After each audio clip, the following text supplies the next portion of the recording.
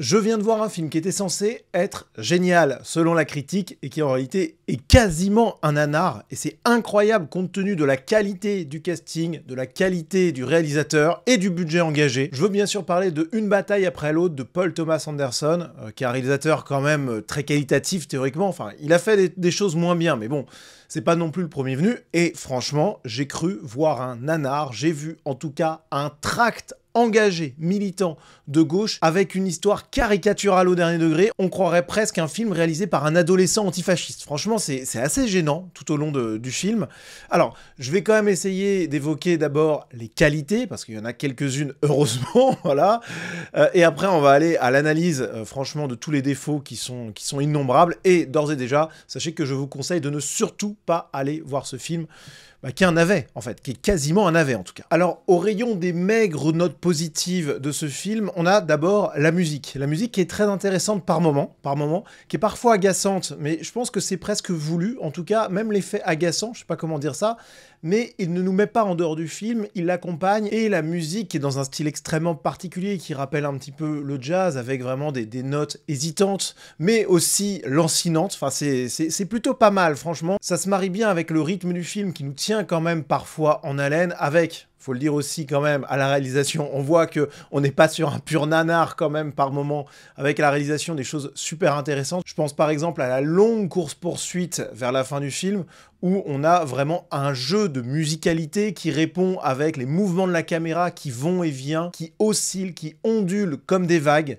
Là, il y a des moments comme ça où franchement, cinématographiquement parlant, artistiquement, c'est pas trop mal. On a donc des phases du film, dans la manière de filmer, etc., qui sauvent un petit peu l'œuvre, enfin à peine, mais on voit quand même qu'on n'est pas sur un pur nanar, quoi. Et on a quand même des touches d'humour qui sont assez bienvenues parfois, notamment Leonardo DiCaprio qui veut échapper à la police et qui saute de toit en toit derrière des skateurs et qui loupe finalement le saut et qui tombe par terre après s'être rattrapé comme il pouvait à des branches. Franchement, à ce moment-là, c'est plutôt bien senti et on se marre. Et il y a aussi d'autres passages dans le film où c'est le cas, parce que au rayon quand même des bonnes choses, mais aussi, là encore, à la limite du nanar, il y a Leonardo DiCaprio, bon, qui n'est pas un acteur de mauvaise qualité, évidemment, et ça se voit, il a un rôle qui est excessif au dernier degré, avec parfois vraiment des moments hyper drôles et vraiment bien joués, d'autres où on sent qu'il en fait beaucoup trop, et là, on retombe presque dans le nanar à nouveau. On a également Benicio del Toro qui nous fait du Benicio del Toro, qui est un bon acteur. On a Sean Penn qui joue un personnage qui est ridicule, voilà. Un personnage vraiment très caricatural, et donc il se retrouve à jouer ça. Franchement, bon, c'est un peu gênant, mais c'est Sean Penn, donc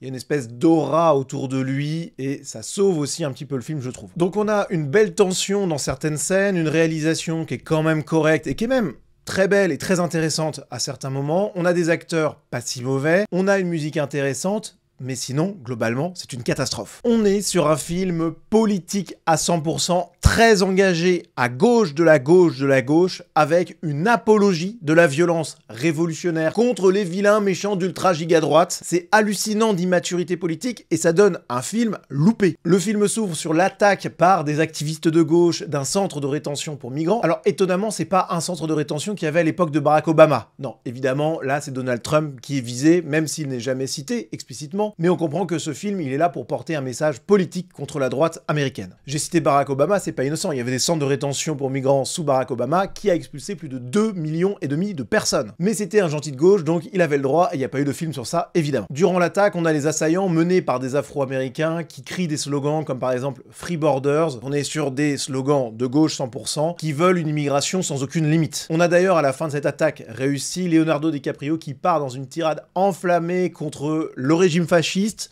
contre la police, et qui finit par dire à sa petite amie révolutionnaire afro-américaine qu'il aime les femmes noires. Alors, c'est assez amusant parce que quand on regarde l'historique de Leonardo DiCaprio, non pas le personnage qu'il incarne bien sûr, mais l'acteur, on voit que c'est pas exactement la même chose. Puisque, regardez un petit peu la liste de ses conquêtes, bon, je peux vous dire que là, on est très loin du rôle de composition qu'il a endossé pour ce film.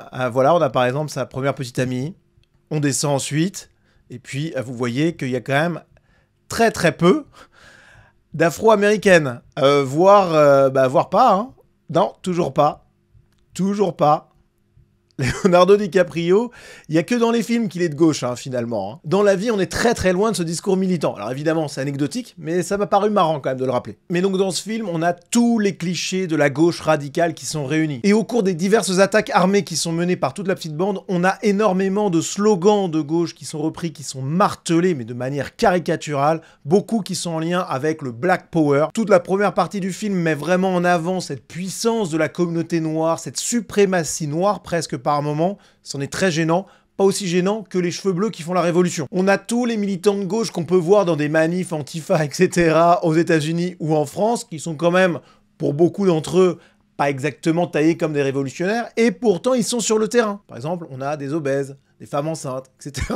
Bon, pour faire la révolution, je sais pas si c'est ultra pratique, mais à Hollywood, ça fonctionne. On a bien sûr un discours ultra féministe contre l'ego des mâles. On a vraiment un scénario qu'on croirait écrit par un militant France Insoumise. Et franchement, c'est d'une lourdeur, d'une caricature terrible, et ça dessert totalement la réalisation du film. On a l'impression, rien que sur le scénario, que c'est un nanar politique. Et le pompon, c'est de voir que tout d'un coup, on a une société secrète de suprémacistes blancs qui arrive. Voilà, ce sont les très grands méchants de l'histoire. C'est eux que veut rejoindre l'autre grand méchant joué par Sean Penn, qui, même si c'est un vilain raciste d'ultra giga droite, bien entendu, il est séduit par la beauté et la puissance des femmes noires, et donc il commet l'irréparable, cette révolutionnaire qu'il pourchasse, eh bien il tombe sous son charme, et il se fait dominer d'ailleurs sexuellement par elle complètement. Ça devient une loque soumise, évidemment, et le militaire joué par Sean Penn, qui veut donc rejoindre cette organisation secrète, eh bien il va devoir effacer les traces de cette bévue, c'est ça qui donne toute la deuxième partie du film. Et à ce sujet, un autre élément qui me fait penser qu'on est face à un quasi-nanar. J'avoue que je comprends pas les gens qui ont été dithyrambiques quant à ce film. Franchement, au-delà de l'aspect politique, je trouve qu'il est tellement maladroit par plein d'aspects que j'ai beaucoup de mal à saisir tout ça. Mais là où c'est quand même incroyable, c'est que ce club secret de suprémacistes blancs qui dirige a priori quand même beaucoup de choses dans les coulisses, eh bien il est nommé le club des aventuriers de Noël. Voilà, complètement lunaire. Et d'ailleurs, les membres entre eux se saluent en disant « All hail to Saint Nicholas », ce qui signifie grossièrement « gloire à Saint Nicolas ». Bon, ça n'a aucun sens, c'est ridicule au dernier degré, et à la limite, quitte à faire une organisation de suprémacistes blancs qui contrôle un peu les choses, autant qu'elle soit sérieuse et crédible. Parce que là, c'est absolument pas le cas, et on a l'impression d'être plongé dans quelque chose de grotesque. Et ça l'est en fait. Pareil évidemment, tous les méchants sont des blancs, les militaires sont des blancs, il y a même des milices qui sont des blancs. Le seul non-blanc qui est dans le film et qui est un peu méchant, c'est un Amérindien d'origine, et qui se retrouve finalement à basculer du bon côté à la fin, évidemment. Enfin, je veux dire, mais quel est le plaisir à regarder ce genre de film, alors qu'on sait que ça a été écrit par des gens complètement matrixés par l'idéologie de gauche, et que du coup, les non-blancs qui sont dans le camp des méchants, on se doute bien quand même qu'ils vont finir par trahir leurs anciens alliés pour rejoindre les gentils héros de gauche. Voilà. C'est trop prévisible à chaque fois, ça gâche le plaisir. Et au-delà de tous ces éléments évidents, il y a plein d'autres choses aussi qui sont des marqueurs de gauche. On a par exemple la présence d'un transsexuel qui se définit par ses pronoms, yel. Voilà, il y a un yel dans ce film. Enfin, mais qu'est-ce que c'est que ça? On a le héros incarné par Leonardo DiCaprio qui mange du quinoa préparé par sa fille. C'est vraiment trop cliché, c'est absurde. Pareil, dans le film, à un moment, on se retrouve 16 ans plus tard, c'est d'ailleurs assez intéressant, et on est donc dans un pays qui est encore plus sous les bottes de l'ultra-giga-droite, évidemment, mais malgré tout, il y a quand même des manifs anti-police. Voilà, avec tous les gauchistes locaux qui s'amusent évidemment à affronter la police, mais c'est quoi, on comprend pas, ça c'est la dictature, ou alors ça l'est pas, parce que finalement il y a quand même une opposition qui s'exprime avec des manifestants qui ont vraisemblablement pas peur plus que ça de la police. Voilà, on comprend pas, c'est brouillé, mais c'est normal, c'est trop mal écrit pour être crédible. Le colonel joué par Sean Penn est lui aussi ridicule, c'est le maître mot du film, hein, j'ai l'impression, franchement, c'est chaud, hein, c'est vraiment très chaud. Si je devais quand même sauver quelques petites choses, alors premièrement, il y a un truc très politique, qui est assez amusant et réaliste pour le coup, je trouve, c'est que tous les grands révolutionnaires qui professent des leçons sur la radicalité, sur le fait de ne pas parler à la police, aux militaires, etc., eh bien en fait, ils se retrouvent tous à trahir leurs potes. Donc ça, je trouve que c'est intéressant, et ça apporte une touche de complexité bienvenue au milieu d'un océan de caricatures, et il aurait dû avoir cette complexité-là partout. Franchement, ça aurait donné un film bien meilleur.